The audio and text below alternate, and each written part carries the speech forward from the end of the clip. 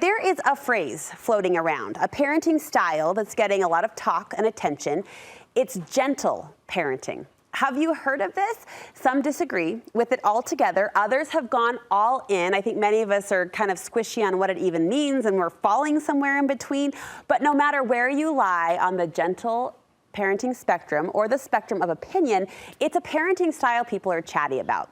So we're pulling in our parenting expert to break it down for us. She'll explain what gentle parenting is and what it is not, plus the pros and cons of practicing it. Welcome Heather Johnson to our studio.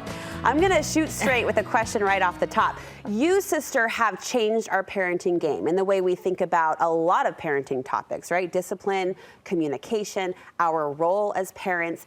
And I almost feel like, well, I should ask the question straight out. I won't lead you. No, start. You almost feel like. I almost feel like you have been leading us toward a gentler path. Parenting. So my straight shoot question is, are you teaching us gentle parenting? Is this the goal? So the goal is to live majority of the values behind gentle parenting, absolutely. Yes. That's the goal. The values behind it are fantastic. They're really, really good. What are they? The problem, though, before we get there, is that we swing too far oftentimes. And as soon as we swing away from that value system and we go extreme, now gentle parenting is a problem.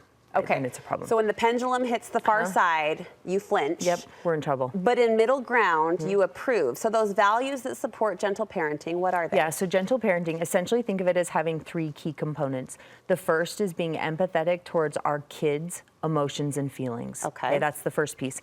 And then respecting that those feelings are real to them. That's just being cool and kind. That's just really nice to do.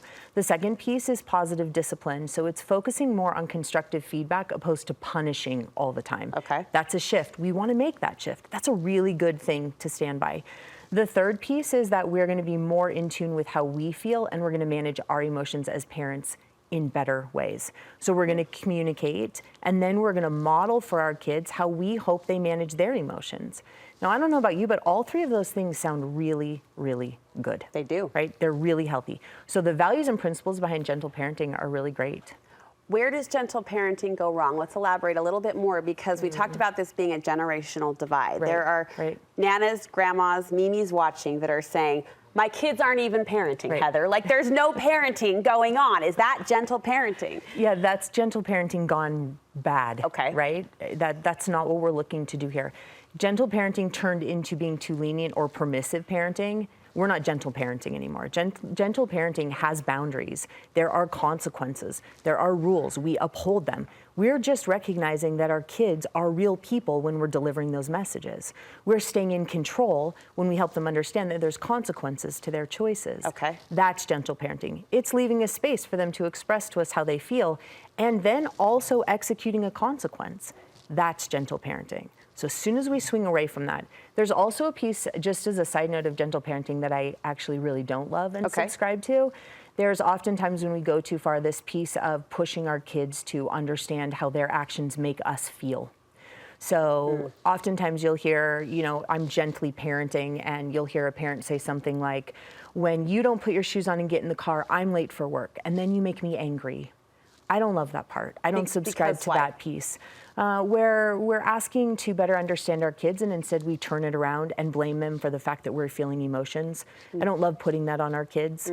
I don't love putting them in a position where they've said, I'm struggling, and we say, well, I'm not going to worry about you struggling. I'm struggling, so attend to me.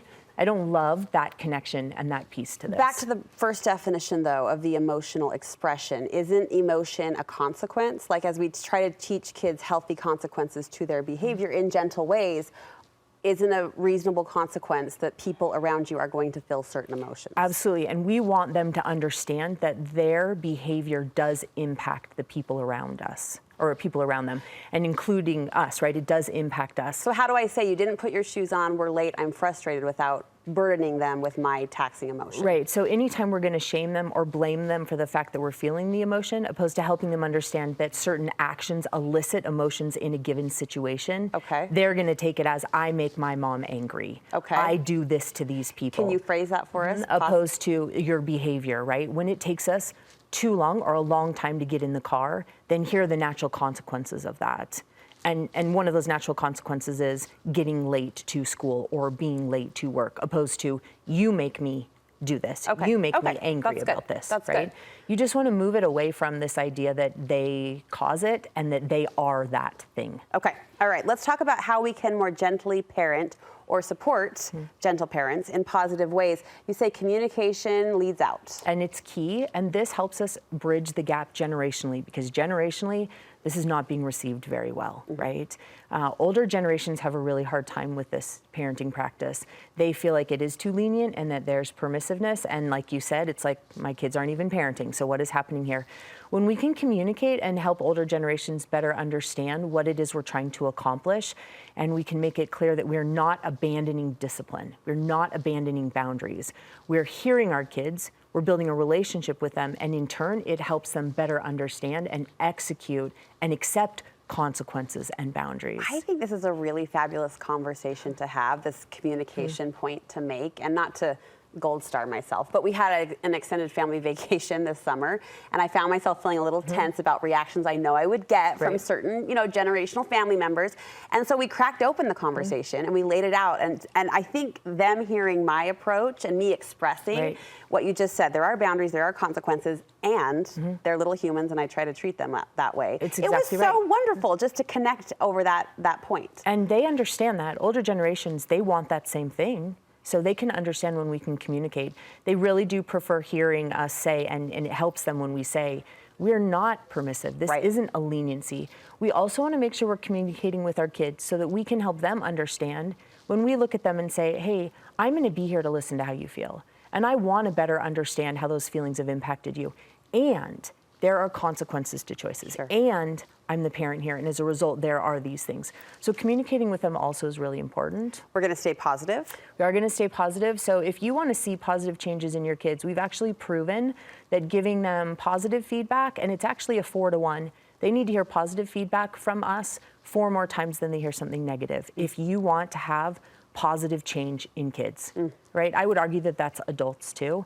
So we want to stay really positive in it. It doesn't mean we're not helping them see where they're falling short. It doesn't mean we're not teaching them and there aren't those consequences and boundaries. It means that we also are recognizing all the really great things they do, because we forget that and we get in this place where we fill an entire day and all of it is telling them where they're falling short.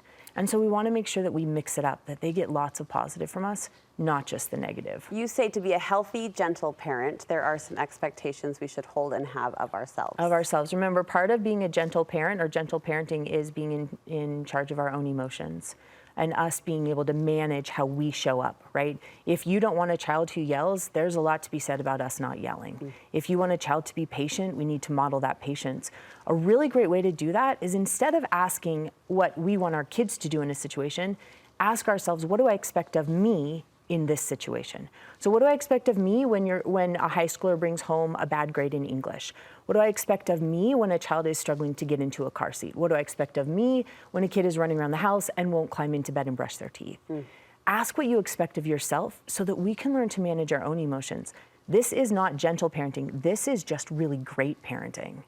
And that's some of the things we want to recognize here. We don't need to get so focused on what type of parenting or what style or what it's called.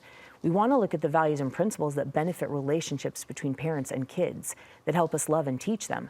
That's what we want to practice no matter what it's called. This is so good. And expecting of us does that. 1 minute left. We have to remain the parent. We do, and there are times when we need to do that. You know, one of the complaints about gentle parenting when it goes too far is that we have to first spend every waking moment attending to emotions.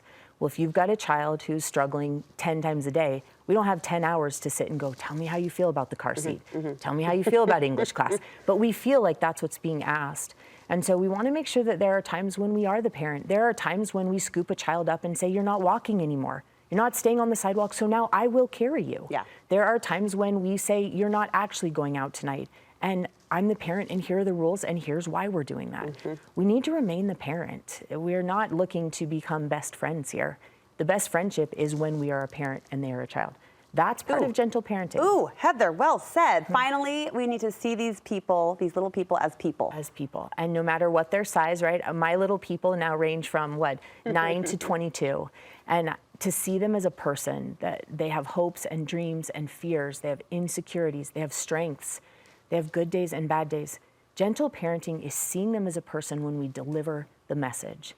It is loving them and considering that they have thoughts and ideas when we are saying, and also we need to do this differently. Yeah.